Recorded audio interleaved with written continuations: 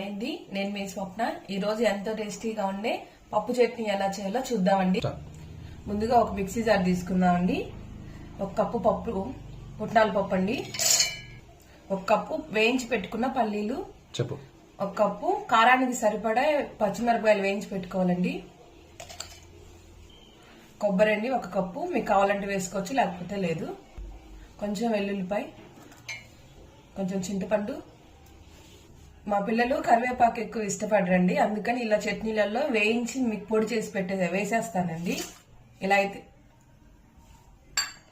రుచికి సరిపడా ఉప్పండి. అంతేనండి, మిక్సీ పట్టేసేసుకుందాం.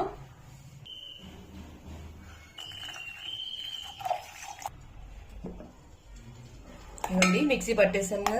ఇప్పుడు తాలింపు వేసుకుందామండి.